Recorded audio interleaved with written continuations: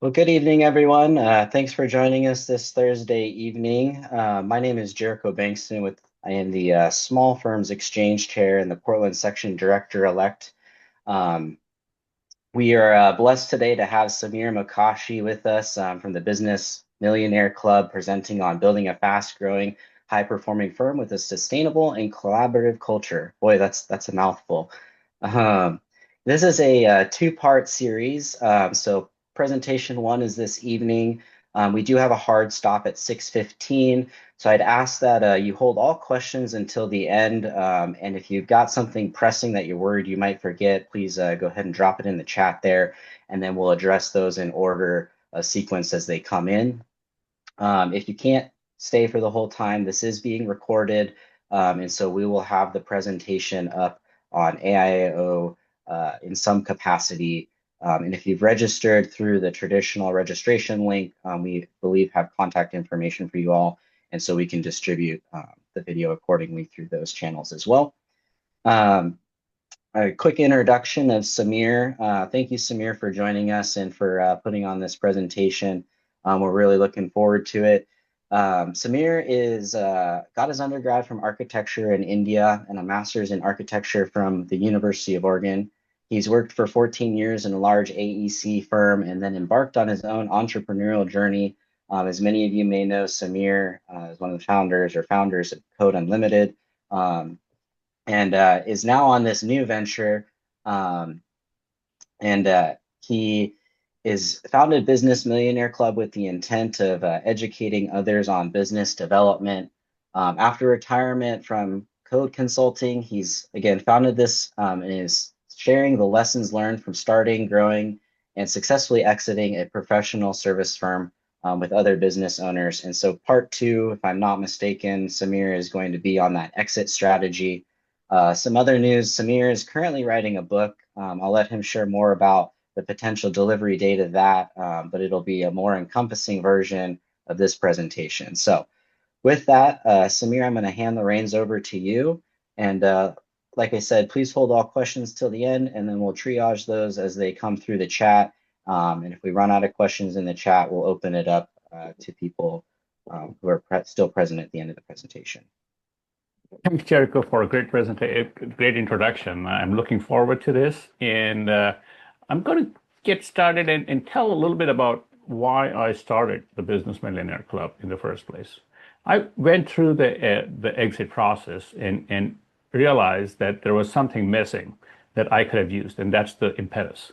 For most business owners, 80% of your net worth is tied up in the business. And many walk away without monetizing it or fully monetizing it. That's because you're too busy building your business and growing your firm. So the purpose of Business Millionaire Club is to help owners not only grow their business, but successfully exit the business and leave behind a legacy. And we'll talk about the purpose of monetizing. Some of it is money, some of it is other things, and we'll talk about those different aspects and how you grow a firm and with those goals in mind. So today in the presentation, I'm going to talk about building value in the foundation of a successful business. Then we'll talk a little bit about how to be fast-growing, high-performing, resilient culture. Then talk about expanding your footprint, opening new offices. This is different than starting your first office. And we'll talk a little bit about why open another office and what's the advantages. And then we close off with building a lasting legacy. And this is kind of the shorter version of the book, The Millionaire Exit, where I'll talk a lot more about my adventures, my mistakes, my failures, my successes, what worked, what didn't work, a lot more detail than I will go today. Will be in the book, but this one will give you enough, and I'll be available later on if you want to follow up with more questions. So the core question about value. So the value is what you get. Price is what you pay. You know that adage, right? But in the business context, net value is net worth, or the assets of the business, the financial, the cash, the EBITDA, all the things that you have, plus goodwill. And the multiplier that you talk about and you'll hear about is based on that goodwill portion of the business. And we'll talk about how to grow your goodwill and therefore the value of your business in this discussion today. So the foundations of a business, most businesses, no matter what you are, have the same kind of consideration. This is especially tailored for architects, but almost all businesses have the same thing. So your technical for design excellence is one component. Managing your business aspect of your business and the financial management is the second leg of the stool. The client and brand management, marketing, business development is the third, and the people and project management is the fourth. When you're starting the business, if you have all of these four components as skills that you personally bring, you can start a business alone. If you don't have all of these four components, then you want to bring in partners or key employees, become that extra leg, and you build a team together to do it. Most persons don't have one person be the expert in all of them. And as you grow the business, it is especially important to split up these into different persons, so one person doesn't become a bottleneck for the business. So one of the things we talk about, and reason in this, we talk about the best in class, because the value of your business is compared to the worst and the best and the median in between. So that's where you come in. And everybody knows the revenue, profit growth, and all of that is important. But what are the other things that you should consider as you grow your business? And these are things that nobody told me when I was starting the business. And looking back when I was going through my exit process and talking to the potential buyers, I understood as I did my research, talked to the experts I was talking to, figure out what is important. And some of this, if I had known ahead while I was building the business, would have made it a lot more easier for me to build this. Yeah. In the end, I had a very successful exit, and that's part of the reason for me to talk about it and share about it. But I could have done even better if I had the knowledge I have today available to me. So the intent is to have this be given to you so you can do better than I did and have a step up. So one of the things is understanding the net value business versus lifestyle business. Just because your business makes money today does not mean it's valuable to somebody else to buy it. In order to maximize the value of your business, which is your biggest asset, you have to find somebody else who wants to buy it. And that somebody else buys it based on the value of your business without you, because you're exiting the business. While you're there, the business relies strongly on you. So that's kind of the struggle all the time, is you are the strength of the business and you are the weakness of the business when you're getting ready to sell the business. So in other things that happen is when somebody starts the business, they come in with a great vision and some strategy developed and hard work for execution. As you get bigger and bigger, that becomes more challenging. So many of the businesses that do not fulfill their potential, I find that there's one of the three things are missing. Either there's no vision, either there's a vision but no strategy, either there's vision and strategy but no execution.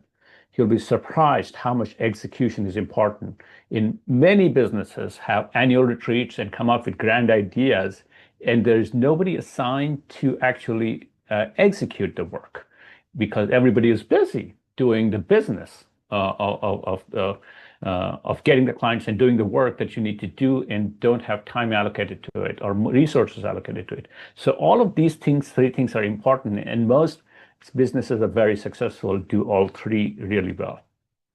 Second thing is the recruiting and training and current and future needs.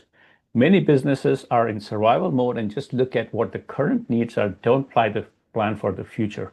So planning for the future helps you understand what the costs are to going from where you are today to where you want to go, and who will you need to have on your train in order to get there.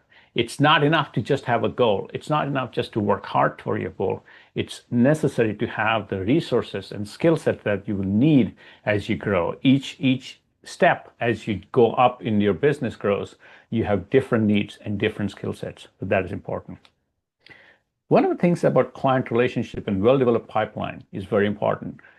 One of the hardest things in business, even for owners, but many others in your business who are going to go out and sell the business for you, it is very hard to ask for money.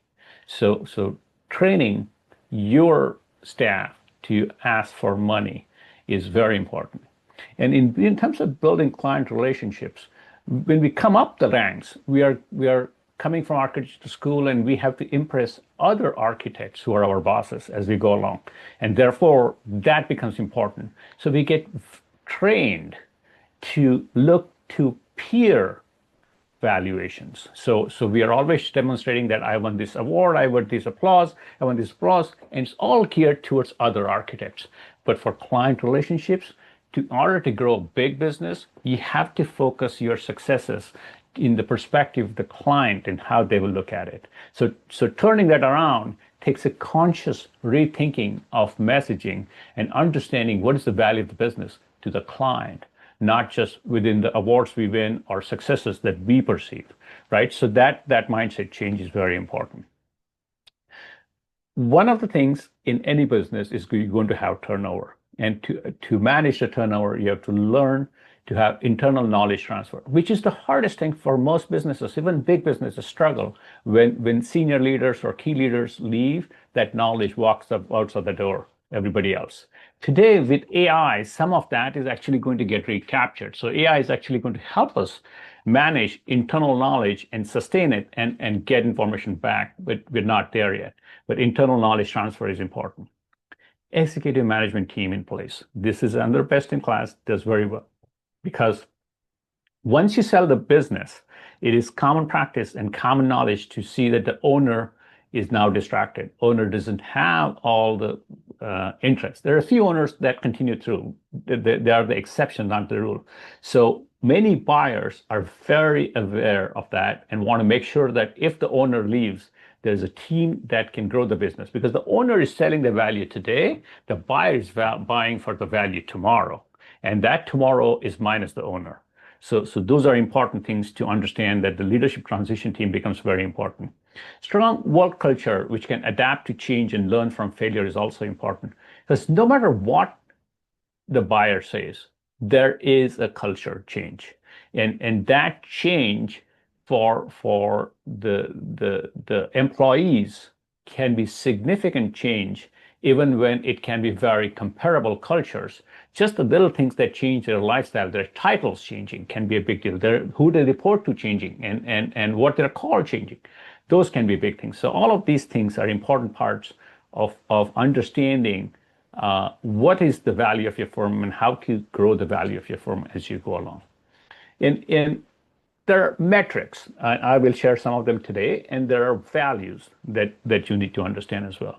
So the core values is having a cohesive group that is not fractured is an important value, not only a cultural value, but a financial value to the buyer who's coming to buy you. And the buyer might be third-party buyer might be management buyout, buyer might be ESOP, so the all-employee buyout. All of them are buyers, and they all look for the same thing: is what am I getting for the money I pay?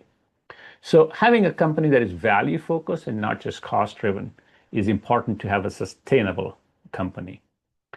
Important differentiation in the market. So when you're in the market, how you differentiate is important. And differentiation is not always a unique service. It could be that you're very responsive. It could be that you're able to deliver a consistent product no matter what. Some of the clients are not coming for unique designs for every time. They're coming for a certain set of quality that then they can buy and consistently market as well. So differentiation can be different based on the clientele you serve. Strong revenue and profits are important. Not just revenue, but profits are important. So that is also a value to consider. Clients know and value their brand. So that's a company that is going to be sustainable. Their clients value, not just themselves. And these companies are always adaptable to change. In terms of metrics, we talk about gross revenue. So that's a standard that most firms track. EBITDA, earnings before interest, taxes, depreciation, and amortization. So this is a business term, financial term. Commonly, this is the basis on which the business valuations, commonly the metrics are done. Reducing business risk, that's something that people don't understand. Business risk in terms of debt, if you're carrying it. Business risk in terms of high concentration of certain clients, that if the client walks away, you're a big risk. Business risk in terms of the market situation and how you can manage risk. All of those, reducing that can increase the value of the firm. And these are actually very easy to manage, right? Even your policies and systems having safety processes, in fact, can reduce business risk. Enhancing the brand value, that is marketing, that is developing, that is sharing, that is communication, that is consistent as well. Customer diversification is a key thing. If you look at the standards, most successful firms have their top three clients are less than 20% of their business, and there are companies who are not as attractive to a buyer, where the top three firms are well over 50% of their business, and that can be very challenging for the buyer to look at. Having consistent growth. Some years you have big growth, some years you have big dips. It is not predictable. So having predictable, consistent growth is important. So rather than big jumps every so many years, consistent growth is a lot more valuable because it's dependable, it's repeatable, and it's something that somebody else can come in and take it. For many buyers, it's not just the value of a business. For example, somebody has a portfolio of companies that are all across the US, but nothing in the Pacific Northwest. Then your company becomes valuable because you complete the picture. You have a service that is complementary to the rest of the services they have. Then the portfolio does well. That increases your value. So finding a buyer for whom you are a strategic fit can be an attractive proposition. And understanding those aspects as you building the business helps you make a more successful transition and increase the value of your business. Documented workflow. This is the mundane, how do we do these things? Just writing it down, that becomes valuable because once the main person who knows this walks away, that is lost. Effective manager training, so you can continue to build new managers, and effective leadership training. The leadership and manager, I consider two different skill sets. Leaders solve complex problems, managers manage complex processes, so different skill sets. One person can have both skill sets, but they're two different skill sets. Now, here's the magic, that number that you're looking for, right? If you know the EBITDA, what is the value of my company? And the range currently for architectural firms is between 2.5 to 6.5. This table comes from firms like Zwig Group's report. Zwig analyzes a lot of different firms, but this is not the only data. There's other data that is available. They're all comparable, and somewhere between range of 2.5 to 6.5 where they fall. And you can look at the size. The smaller firm size tends to have the lower numbers, and the larger firm size tend to have the bigger numbers. And so the part of the reason is when the firm is big enough, there is more reliability, more consistency. There's backup to every positions, things like that. So that also goes well. So full service E&A tends to have a bigger number. Architectural, single discipline engineering below. Architectural landscape is somewhat lower. But if it's a strategic fit, you can go up on that as well. So one of the things I wanted to point out, that regions make a difference. And unfortunately, Pacific Northwest is one of the lower value EBITDA multipliers, or equity value to book value multipliers, things like that. So that is, we are in the lower spectrum of the market. So having a good understanding of what the potential value is good to have.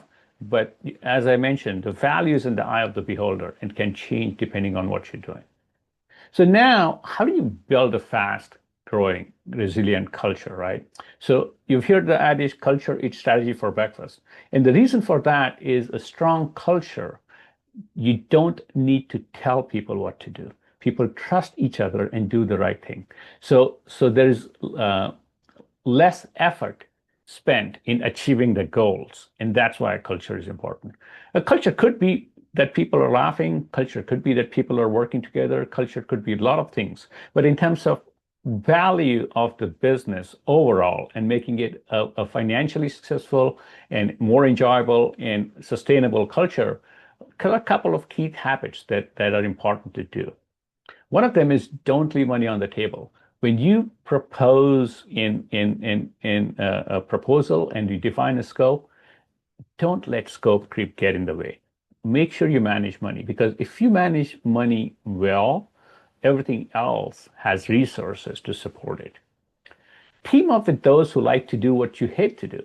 So there's the old school approach was everybody learns to do everything very well, which is not realistic, and it is not efficient way of doing it in the fast-paced world that we live.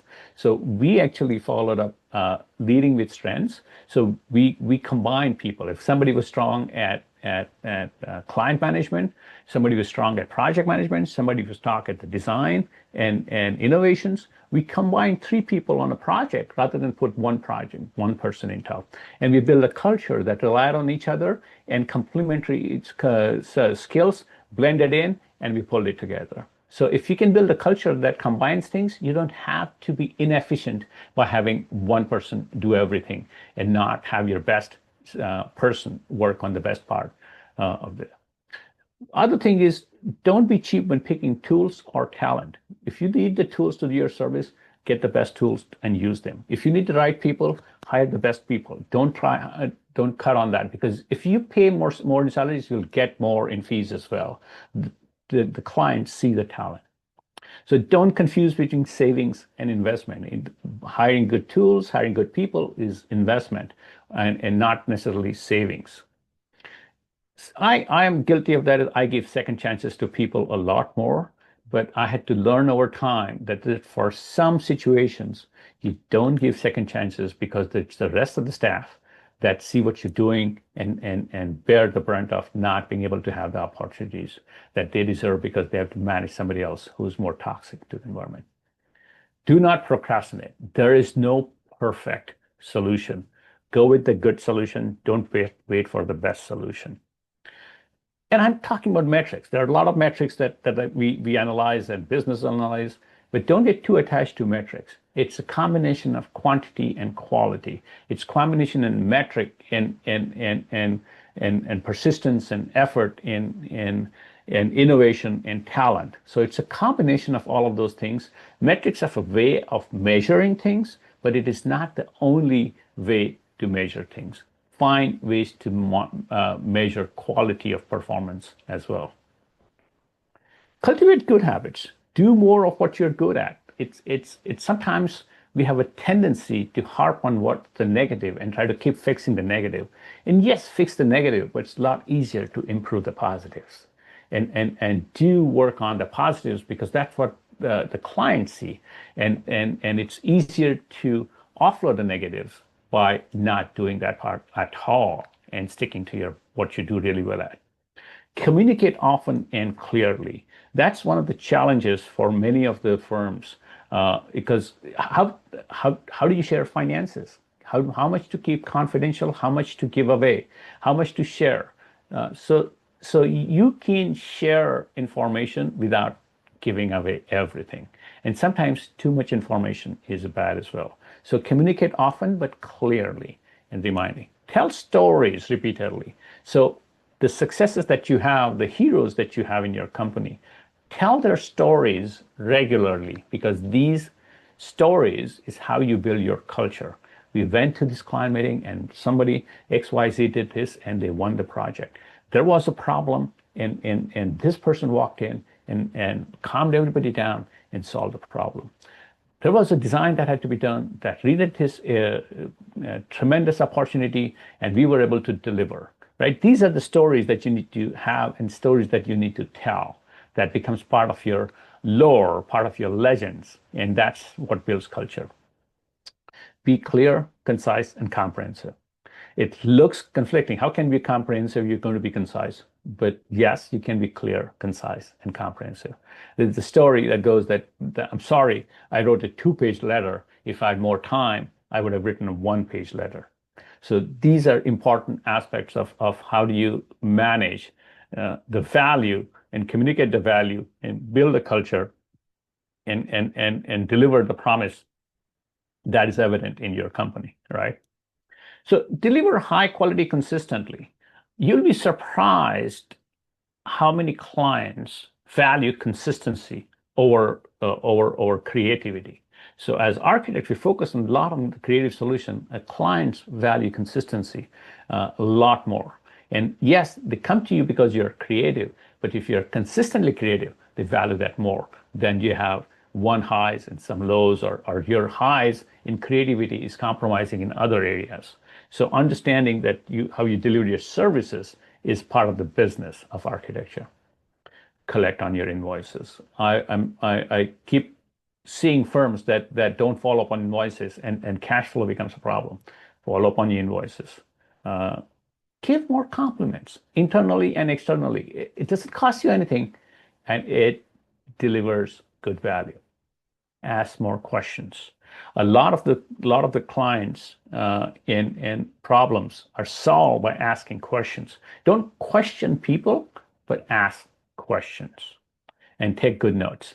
A lot of times people are telling you information, and so many times I've gone back to my notes and looked at something and said, oh yeah, they told me this and I forgot about it. So taking good notes is a very good habit as well. And all of these combined together will allow you to build a company that is valuable, that delivers on its promise consistently and at a high quality. So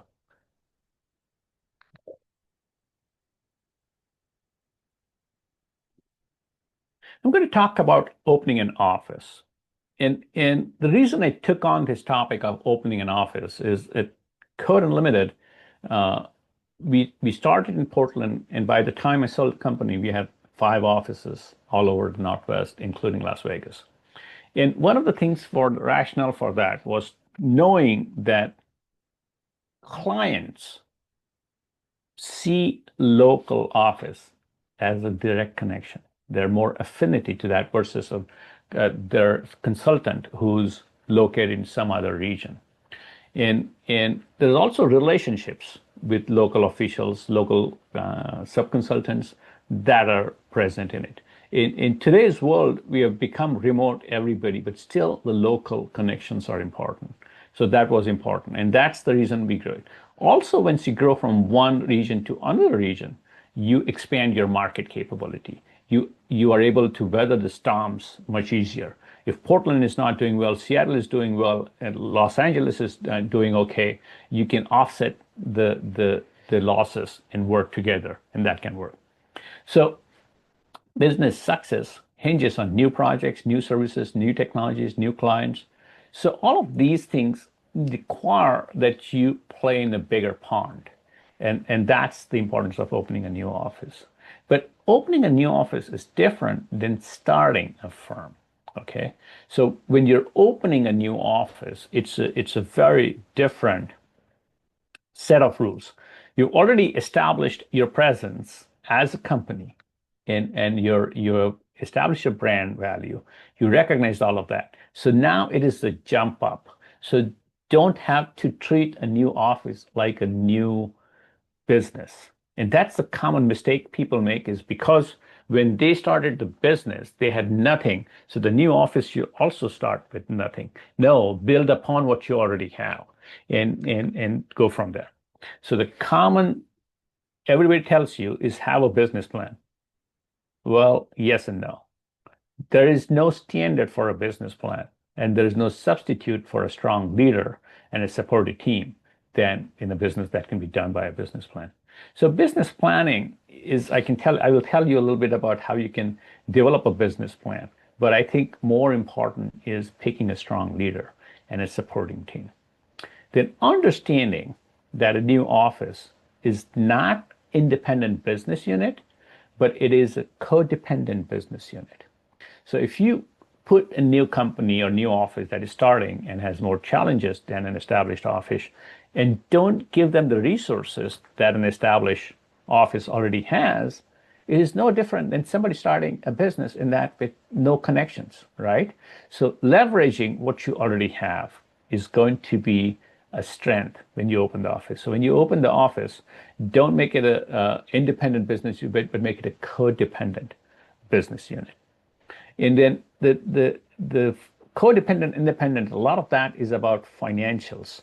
And it is important to understand that. So if all the metrics are measuring success in that regional market, then the people in the main office have no incentive to support the other office, right? So your metrics drive behavior. So it is important to understand what are you measuring? When you measure the performance of the person, do you measure what they added to the collective good of everybody or just that single unit? And did the of those in the larger main office have a responsibility to the success of the new office or just their office? So you can train behavior by having the right incentives. If those in the main office, their success is measured by the success of the new office, they will make sure that the in the new office gets the resources and the win be the win within the wins for that new enterprise, right? So understand unconsciously and consciously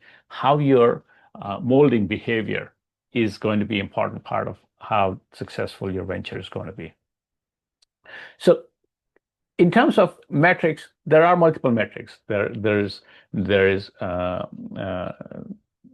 revenue, there's profit, there is utilization, there is market capitalization. There's all kinds of metrics that are available, and there's benchmarks that are published in the industry. Deltek publishes a report annually with all the different metrics in the industry.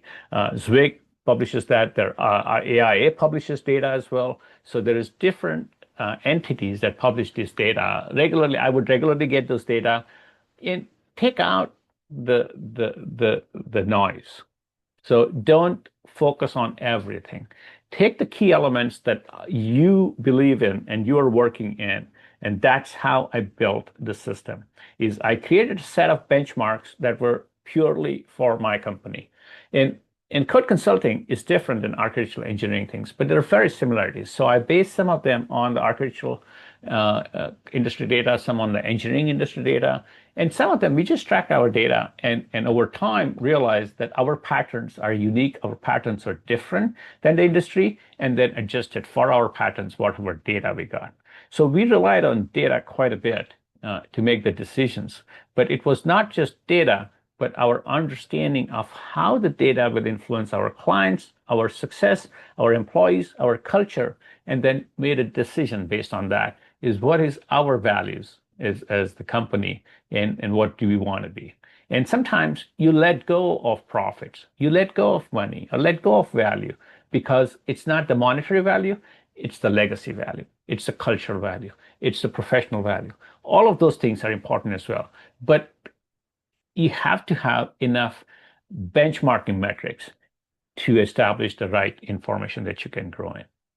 So one of the reasons for why opening a new office is you have the potential to get revenue from the region versus just the local city, state, or county, right? So by opening an office, you suddenly are exposed to a larger potential than what you had before. You have access to diverse and more clients that you can go after. So every market has a limit. So when you open an office in one area, eventually you realize that either you're maxed out on your ability to grow in that market. And then if you start to think, okay, now I need to grow somewhere that's already 2 years too late, right? So you'd be starting the office a few years before you actually need the office because it takes time to build an office. Ability to attract a talent pool wider because for example, one of my senior leaders decided to go to Denver. I said, yeah, no problem. Go to Denver, but open an office. And he was happy. I was happy. It worked out for everybody, right? It was a simple thing. And it's just an example of how opening an office and maintaining talent can be a kind of a collaborative endeavor. Get better the ups and downs much better. We were not only diversified in region, we were diversified in markets. So when the residential market collapsed, our commercial and industrial market took off, and we were able to continue our growth upwards. So having that diversity and versatility was an added advantage. With that comes a little bit of inefficiencies, but every firm that grows is technically becoming more inefficient. The most efficient firm is a one-person firm because you tell yourself you get it done and you're done, right? But you're limited by your skill sets. So once you get bigger, your talent grows, your capabilities grows, your abilities grows, but you become inefficient.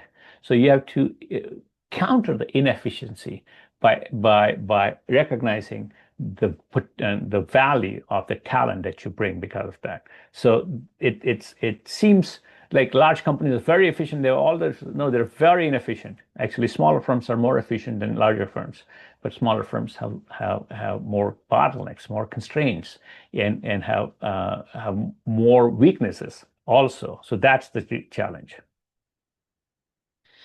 Things to do prior to opening an office. Agree on the investment and return on investment. So every new office is going to take some investment of time, effort, and money. Most people only look at money, look at the time, the effort, and the money, all three of them. Then plan for a return of investment. What are you expecting back in return? Not just in numbers, but the quality of your service, the reach of your company, the satisfaction of your clients. Look at all of that and agree on all of that as kind of comprehensive and more complete goal. So agree on the success criteria. Everybody has a different success criteria. Individually, you have to have a success criteria. Don't let somebody else dictate your success criteria, but have it well defined and articulated. Identify your target customers. Just go in and have a few targets. You're going to be wrong. That doesn't mean you don't have a target. You will learn as you grow, but have a target set of customers. Identify potential competition. There's going to be competition. There's going to be competition that exists today. There's going to be competition that don't even know today, but that's going to be there. So understand that no matter what you do, there's going to be competition. No matter how good you are in the current market, you're going to feel competition. Start your general marketing early. Get the word out. Tell people that you're planning this, you're coming in, you're doing this. Get it. Start a soft sell very early because it takes time. You can't go into market and suddenly say, "Oh, I'm good in this city, so that everybody will come flocking to me." It doesn't work that way. Everything takes time. So start early. Have a few customers. So when you're planning to open an office, have potential locations, one, two or three different locations. Check if one location does better than another. Look at pros and cons, what you can do. Don't just go at one city and have this one goal and go do it. If you don't have three cities and if you have only one, you're better than zero. But if you have two or three, you can pick and you can hedge your bets a little bit too. Sometimes it might be the wrong timing and something may not work. And having a backup plan is useful as well. You don't have to have big customers. You can have one big customer, multiple small customers. Look at different options and figure out what you can do. Just like market in many firms, large big wins are celebrated where small wins are not celebrated, and small wins are the ones that adjust the valleys and the peaks and the valleys and fill the work in between. That's where you train your future leaders and managers as well. So it's just as important as the big stuff. So understanding all of that is there, and have a long-term view. If you're going to do it, look at 3 to 5 to 10 years. Don't look at just 1 year. It takes longer than you always think how long it will take, but the potential success can be significantly higher. So lastly, building a legacy. So it's not only money that is the objective of why you build value in the company. It's establishing a platform that helps others launch their careers, that help others finish their careers, that help others build their dreams. That is also important part of why we build a business. You don't build a business because you want to make money. You want to build a business because you want to make a difference and understand what that difference is and how you can truly do that. So it's building a legacy is like planting a tree under whose shade you can expect to set yourself and others on a journey can rest and then proceed on their way, right? So legacy is just as important as the monetary aspect of it. So when you're building a large building of value and leaving a legacy, be a large firm. Don't be a group of small practices. This is important. I've been in companies where it's a company of consultants versus a consulting company. So a company of consultants tends to make each person an island and make them sell the business, do the work, and get it done. And they're rewarded if they're highly utilized and working like a dog, and that's it. But they're not building anybody else. So there's one person who's working like crazy hours, and there are others who are looking for work. That is not a strong company. A company that can delegate well. So sometimes people think delegating is handing over work. Delegating is not handing over work. Delegating is getting work done with others on your team, right? So you need to be guiding, you need to be providing vision, leadership, and checking in from time to time as needed. And there, if you have an equal partner who's quickly accessible, get out of the way, let them do their stuff, and go work on something else, right? All of that is important. So being important, it's important to have a collective process that works on the strengths of each individual in the team and brings the right individuals with the right strength to add value to what you're doing. Align the individual and the group metrics. If you're measuring success based on utilization and you expect everybody to work collaboratively, not going to happen because that individual, their bonus, their rewards, their progress, their going ahead is all valued in how much utilized they are. They're not going to care about helping somebody else because it's not beneficial. You're teaching them to not be collaborative by just focusing on the one aspect. So those are kind of things to understand the implications of the metrics that you're setting. So have a firm that is value focused, cost driven, not cost driven. When people went out and early development of the work, they would ask me, okay, I'm going to get this project. And I said, I don't care about the project. Get the client, build a relationship. Business is all about relationships. If you build the right relationships, the work follows. Strong differentiation market, very important. Strong revenue profits, important. Strong brand value, important. But transition of leadership, important in terms of making sure that who's going to be work behind you. When I first started the company and everybody said, okay, now you have to look for a mini-me. And I said, yes, there was no mini-me in the world, okay? So what I did is understand what made me successful and broke Samir into a set of skills that are valuable to the business and to the clients, and then found others with similar skills, and I trained them, and eventually found others who had similar skills but better than me, and brought them in.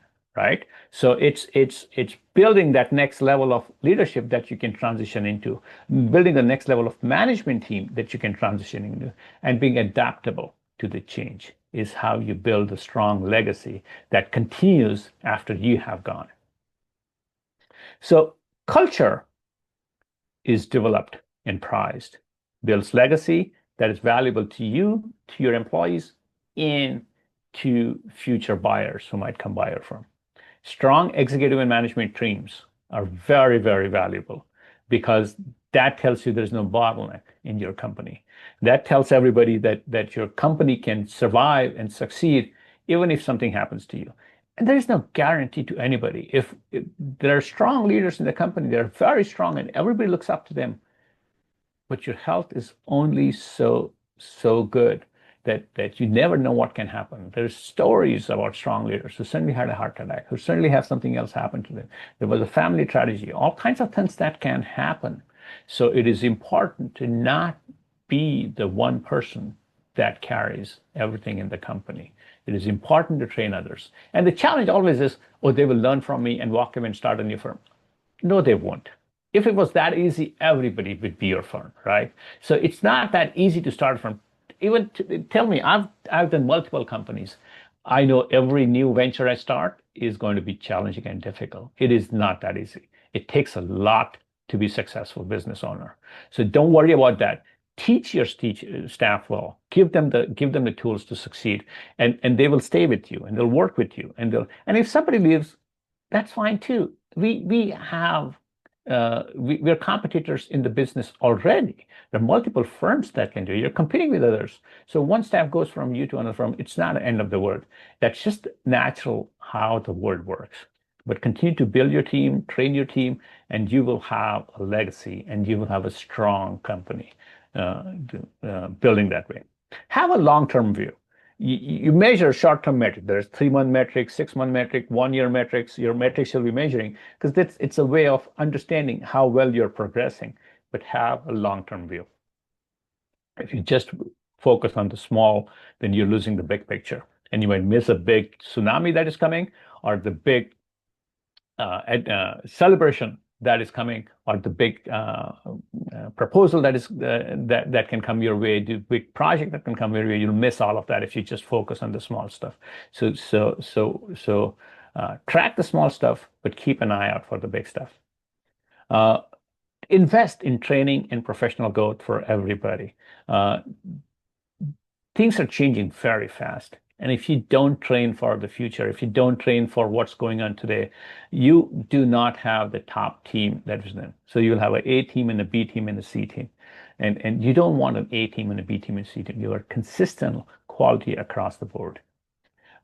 Strong revenue, strong profits, strong brand value. That's just another financial metric that leaves behind a legacy so that others behind you don't have to worry about where's the next project coming, where's the next profit coming, and they have a good setup foundation to continue to grow forward. So lastly, successful legacy builders do this. They dream big. They're willing to walk the lonely path. The entrepreneur path is a lonely path. I'll tell you that. Sometimes you're all alone in a big crowd and there's nobody to ask, nobody to check. It's just you. Okay. But entrepreneurs are not afraid to push boundaries. They're not afraid to ask why not and why not you. So not only asking yourself why not you, asking others on your team why not you, because part of the role of a leader is to boost the confidence of those around him and asking them, why not you? Why don't you think you're ready? I'm here right next to you. Together we can do this, but I trust you to do this. So boosting the confidence, there's a lot of people who have self-doubt. Even the most confident have self-doubt from time to time. So your role as the leader is to eliminate self-doubt and give them the confidence that failure is part of the road to success. Nobody achieved success without failures. Okay. So ask, what is the worst that can happen? That is called risk management. People think that entrepreneurs take crazy risks. No, entrepreneurs are the best at managing risk. So how do you manage risk? By understanding what is the worst that can happen? Can you handle it? What is the alternative that can do? Can you go around it, right? That is the essence of entrepreneurship. Do what others say you cannot do. Oh, so many times people have underestimated me. It puts a smile on my face every time that happens and said, oh yes, just wait. Because that drives me. That's just the nature of people who have a great drive, use these as means to do better. That's just part and parcel of what you do. They manage risk and want to be the first one to do this. That's the essence of legacy builders. So legacy builders don't worry about what's coming tomorrow. Don't worry about whether they'll be successful. They just know that when you do this, success will follow. So with that, I'm going to open it up for questions and on the chat or otherwise. Jericho, I'm going to give it back to you. Yeah, thank you, Samir. That was great. Well, I've got two questions. I put one in the chat so I wouldn't forget it, but I'll let others go first. There's, I think, a handful of us here. So if there's anybody who's got a question, feel free to unmute yourself and jump in here.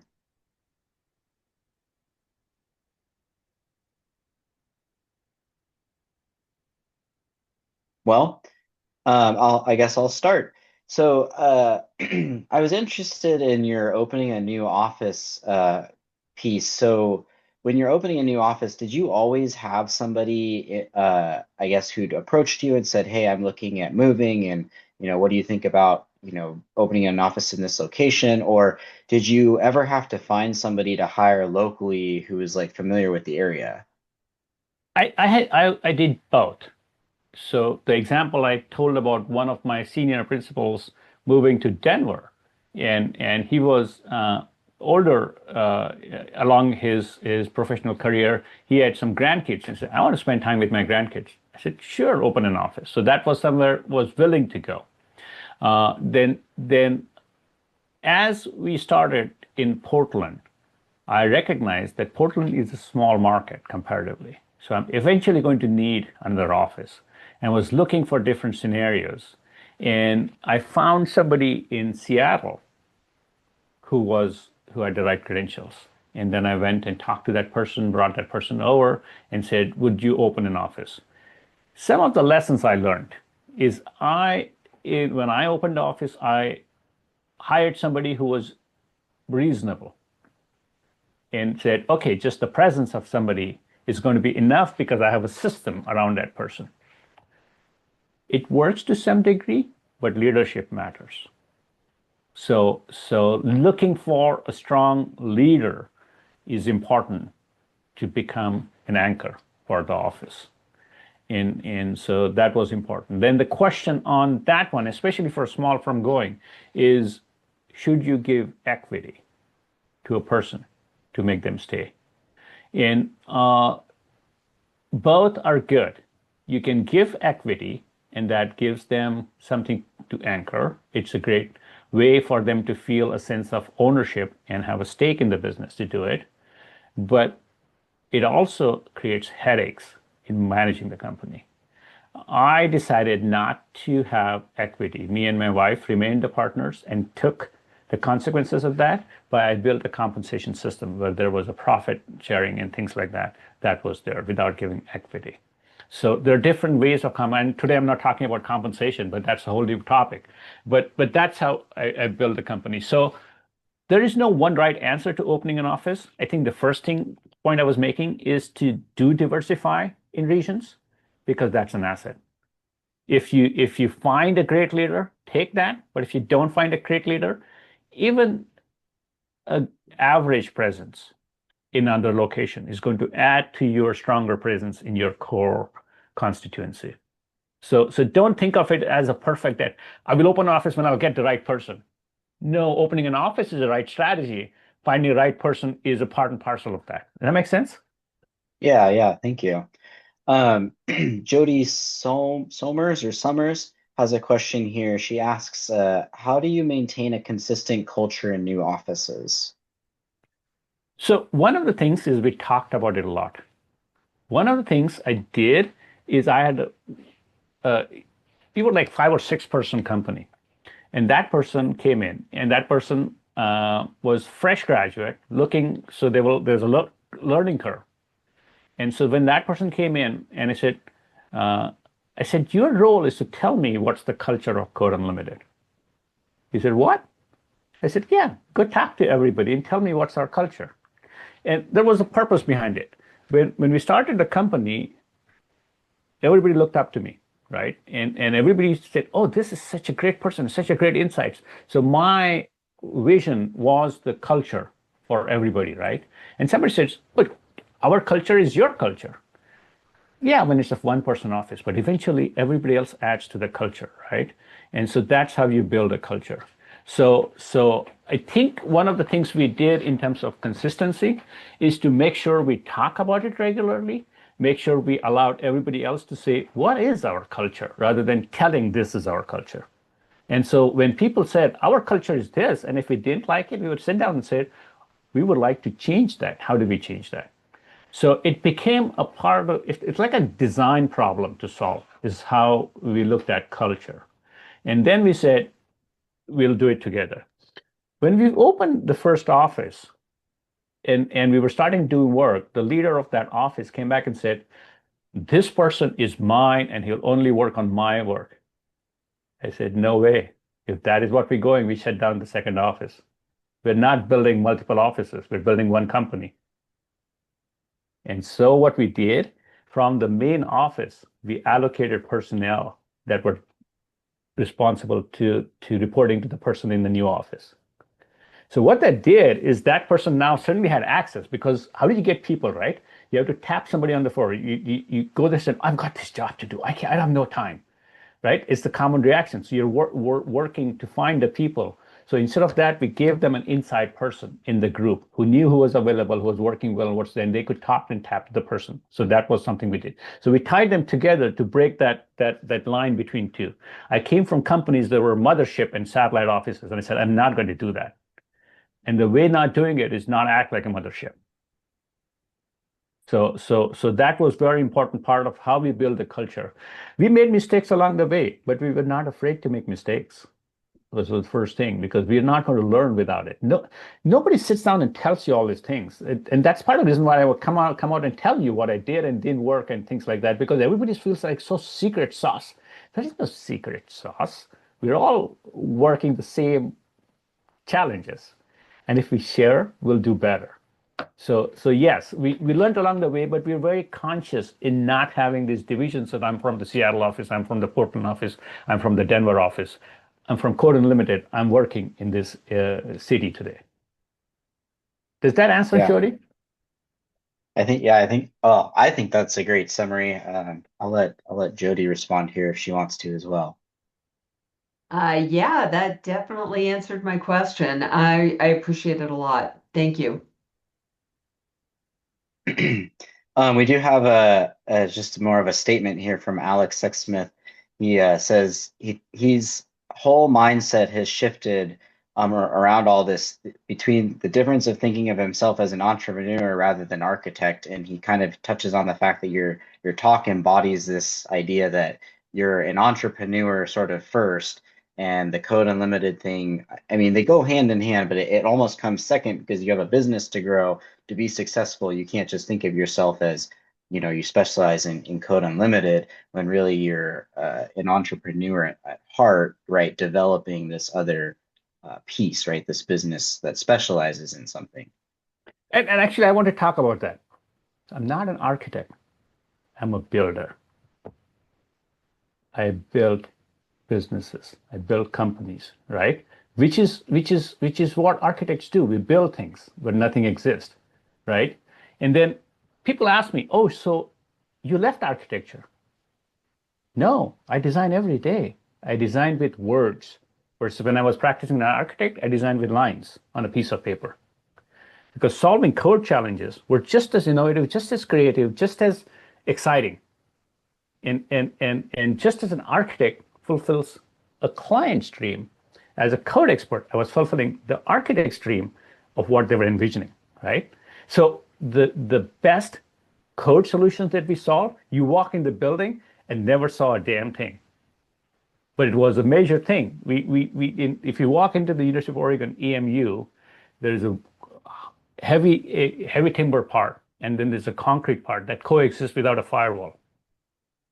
It's a big opening. It's beautiful architecture. You don't see anything that the code consultant did, but that's what we did.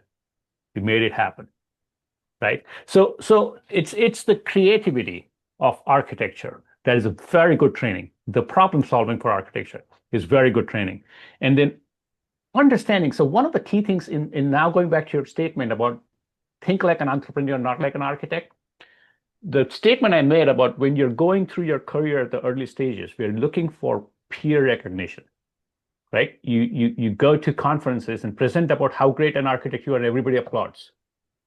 When you become a business owner, you go to places where your clients can applaud how great you were in helping them envision their dream, right? So the communication style changes.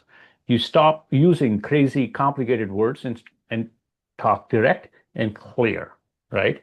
So the clarity of talking. I'm actually mentoring a young person who's an architect. He has a great idea, but he was talking about spaces and spatial complications and the relationships. And I said, what the heck you're talking about? Nobody's going to buy that stuff from you. You need to understand who you're talking to, right? What you sell in the end is this. The best sellers, every time they come in and say, I'm not a salesperson. Anybody who tells you I'm not a salesperson, beware. They're going to rob you blind because they're very good. They got you to listen to them without the walls that you build, the defenses that you build every time. So if you can lower the defenses of the person, you got an in. You don't have to work as hard. Very good. Well, I think we have time for one more question. I'll open it up here to the group, and if there's nothing else, I have one more personally, but.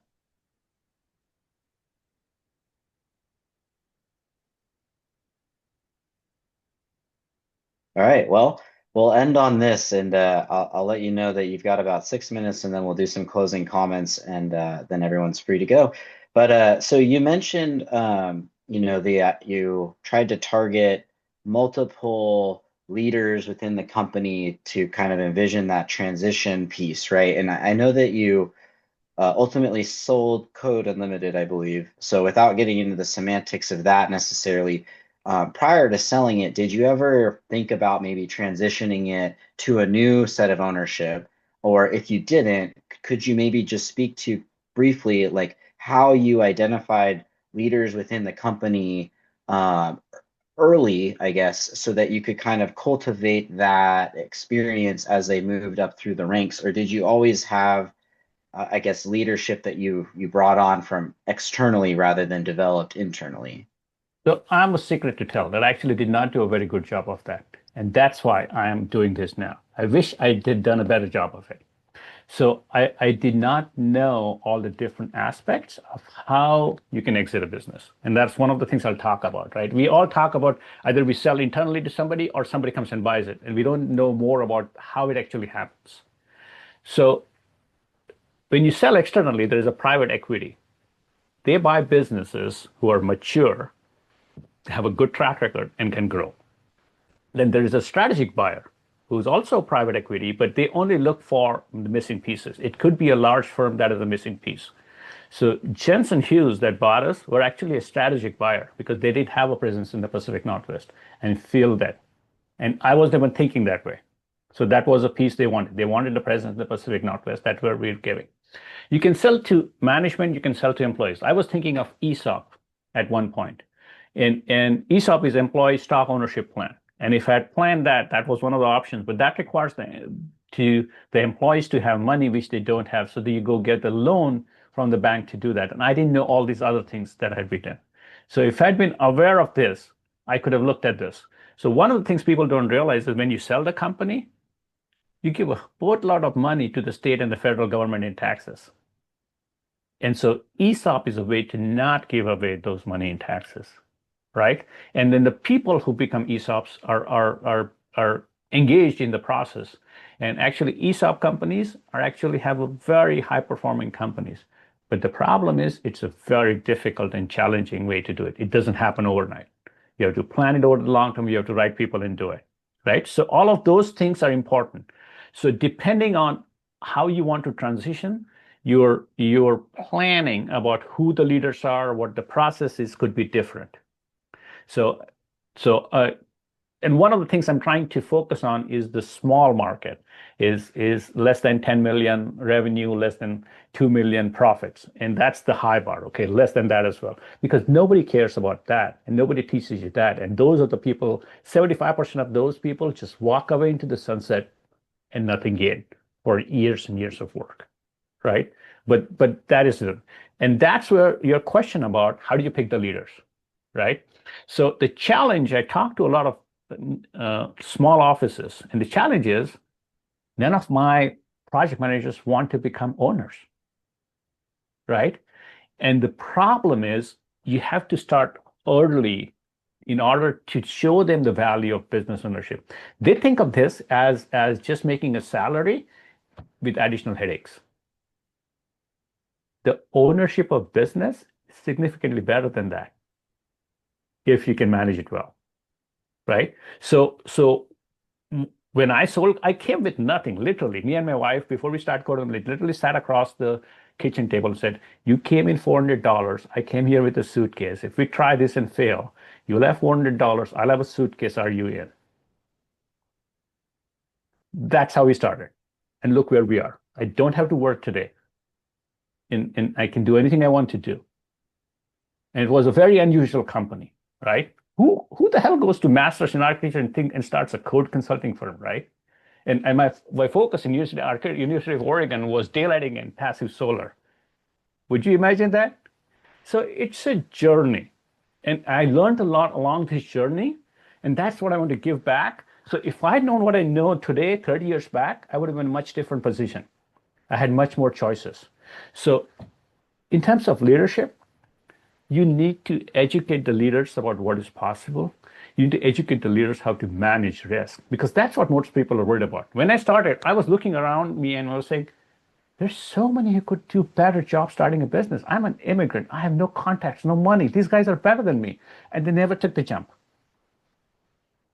There was just something different in how I looked at risk that placed me here. And that can be taught. So I think we need to teach our next generation leaders what is possible and how to manage the risk. Very good. Well, I think that's a wrap. I know you've got to take off at 6:15. So again, thank you so much, Samir, for joining us. Thank you for the Business Millionaire Club for sponsoring this two-part series. Stay tuned. There is a second part to this, which is going to be I think a bit more on the closing out the business side of things. I believe that's coming in October. I don't have the date off the top of my head, I but I think do know that second. Yeah, I think second. But yeah, Okay. And that is available right now for registration on AIAO Oregon's website. Um, with that, thank you again to everybody for joining us this evening. Like I said, this is recorded, and so we're going to have this posted online, I believe on the AIAO YouTube page. And if it's not there, you'll likely get an email from me with a link to it wherever it exists, or from Kathy Wendland, who isn't here with us today. And then on that note, I'd like to thank Colleen Bastendorf, who's with us here. She's one of AIA staff members who's facilitating the Zoom meeting. And then Kathy Wendland, who's not here with us because she is currently in Boston at the Architecture National Conference, Design Conference. They're enjoying, I believe, the very humid East Coast at the moment. So with that, thank you all, and I'll let you get back to your Thursday evenings. Thanks again, Samir. thank you for inviting me. This has been a fun pleasure. Thanks, Jericho. Bye, Samir. Nice to see you. Great to see you, Colleen. We'll talk more. Take care.